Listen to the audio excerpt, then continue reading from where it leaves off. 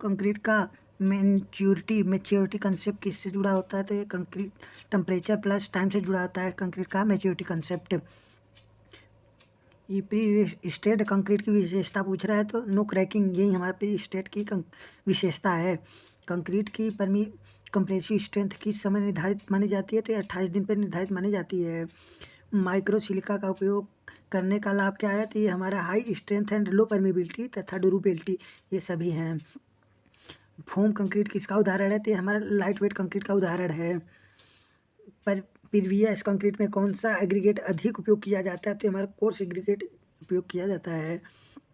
Sulphate attack से क्या होता है? ये हमारा एक्सपेंशन होता है सल्फेट अटैक से।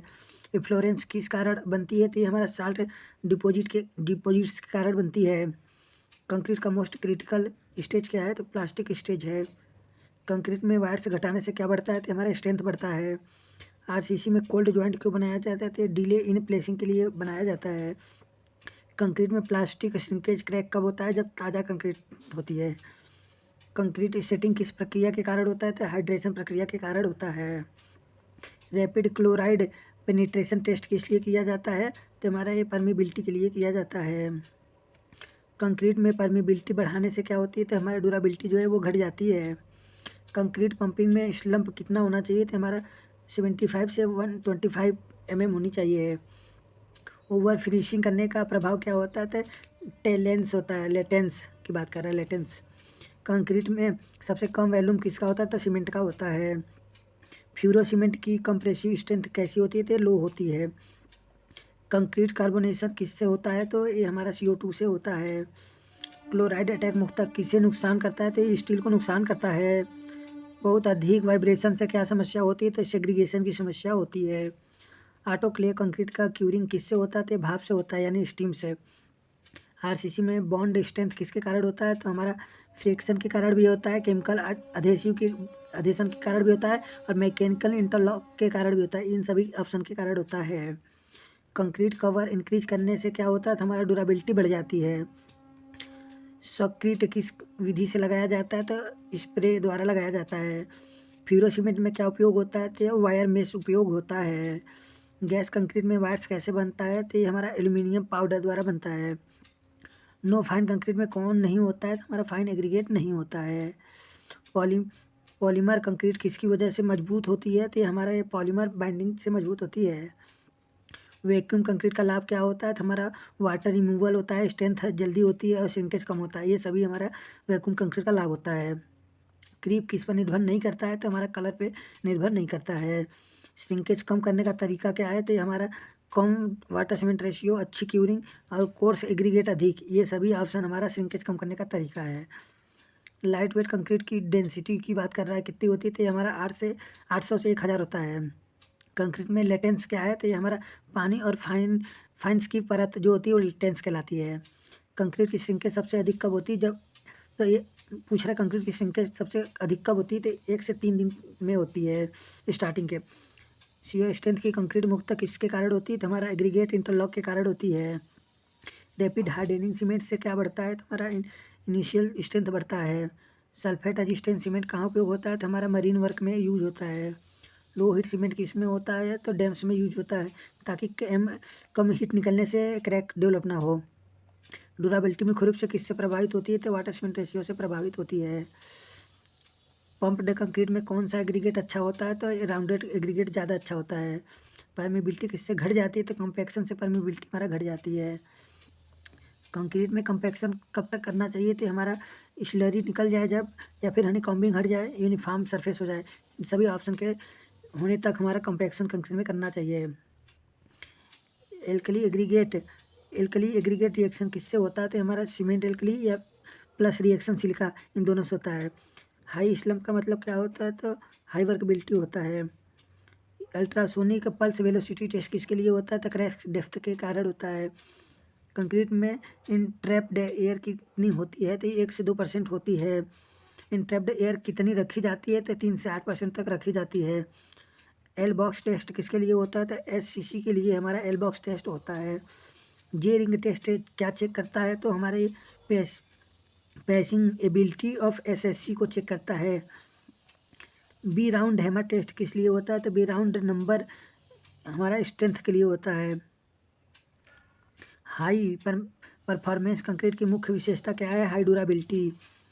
मास कंक्रीट में किससे बचना होता है? तो हीट ऑफ हाइड्रेशन से हमें बचना होता है। एल स्लैब टेस्ट का उपयोग कहाँ किया जाता है? अल्ट्रा ड्राई कंक्रीट में किया जाता है। कंक्रीट में सबसे कमजोर स्ट्रेंथ कौन सी होती है? तो टेंसाइल स्ट्रेंथ सबसे कम होती है। स्प्लिटिंग टेंसाइल टेस्ट किस पर किया जाता है? तो सिलेंडर शेप पे किया जाता है। कंक्रीट का कवर बढ़ाने से क्या होता है? तो ड्यूरेबिलिटी को बढ़ जाती है हमारी। क्यूरिंग की न्यूनतम अवधि कितनी होनी चाहिए? तो 7 दिन होनी चाहिए। कंक्रीट में किस स्टेट पर फ्लेक्सिबल फेलर होता है? तो टेंसाइल स्ट्रेंथ पे हमारा फ्लेक्सिबल फेलर होता है। कंक्रीट का मॉडुलस ऑफ इलास्टिसिटी किसके समानुपाती होता है? कंप्रेसिव स्ट्रेंथ के समानुपाती होता है। कॉम्पैक्शन फैक्टर टेस्ट किस रेंज में होती है? तो 0.5 से 1 के बीच में होती है। बीवी कंसिस्टोमीटर किसके लिए उपयोग किया जाता है? तो ड्राई कंक्रीट वर्कबिलिटी के लिए किया जाता है। क्यूरिंग का मुख्य उद्देश्य क्या होता है? तो हाइड्रेशन पूर्ण करना होता है। कंक्रीट के प्रारंभ सेटिंग समय की सामान्य मान क्या होती है? तो 45 मिनट होती है। फाइन सेटिंग टाइम कितना होता है? तो 4 घंटे लिया जाता है। लगभग 4 से 10 घंटे माना जाता है। कॉम्पैक्शन फैक्टर टेस्ट किस लिए किया जाता है? तो वर्कबिलिटी के लिए किया जाता है। सुपर प्लास्टिसाइजर का मुख्य कार्य क्या होता है? तो पानी कम करके वर्कबिलिटी बढ़ाना ही सुपर प्लास्टिसाइजर का मुख्य कार्य है। कंक्रीट की कैरेक्टरिस्टिक स्ट्रेंथ किस पर आधारित होता है? तो हमारा 95% सैंपल पर आधारित होता है। 5% फेलर प्रोबेबिलिटी होती है। कंक्रीट में सेटिंग टाइम किस पर निर्भर करता है? तो तापमान पे भी निर्भर करता है, पानी की मात्रा और सीमेंट के प्रकार, इन सभी पे निर्भर करता है कंक्रीट की सेटिंग टाइम। पोज़ोलाना का उपयोग क्या है? तो पोज़ोलाना का उपयोग हीट को कम करना होता है। फ्लाई ऐश किस प्रकार का एडमिक्सचर है? तो हमारा मिनरल प्रकार का एडमिक्सचर रहता है फ्लाई ऐश। प्लास्टिसाइजर किस लिए उपयोग किया जाता है? तो प्लास्टिसाइजर हमारा वर्कबिलिटी को बढ़ाने के लिए एंड पानी की मात्रा को घटाने के लिए, इन दोनों के लिए किया जाता है। ए एंड सी सही होगा इसका हमारा। फाइबर एनफोर्समेंट कंक्रीट में फाइबर क्या बढ़ाता है? तो हमारा टेंसाइल स्ट्रेंथ को बढ़ाता है। स्लैब में कौन सा कंक्रीट ग्रेड सामान्य होता है? तो M20 होता है। हाई स्ट्रेंथ कंक्रीट किस ग्रेड से शुरू होता है? तो हमारा M40 से होता है। क्रीप क्या करता है? तो समय पर निर्भर विकृति ही हमारा क्रीप कहलाता है।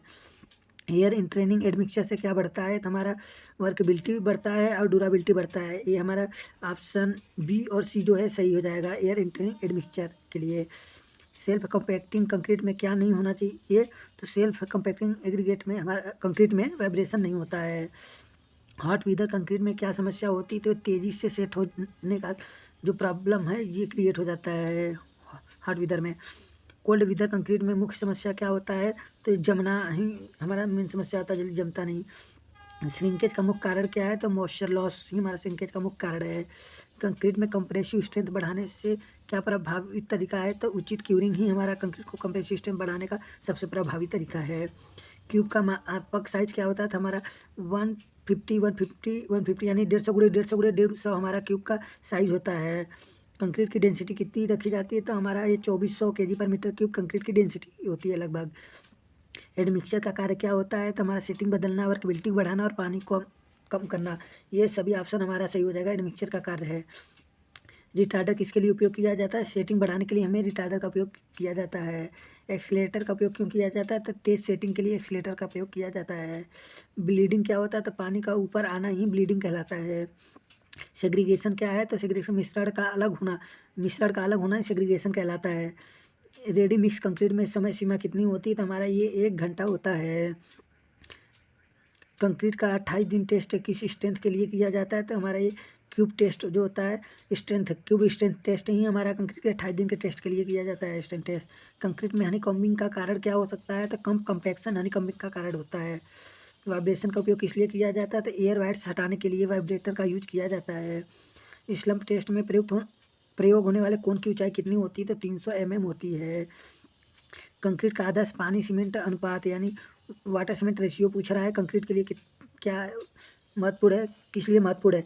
यानी कंक्रीट के लिए वाटर सीमेंट रेशियो क्यों महत्वपूर्ण है? तो वो वर्कबिलिटी, सिंकेज, स्ट्रेंथ, ये सभी के लिए हमारा कंक्रीट का वाटर सीमेंट रेशियो महत्वपूर्ण है।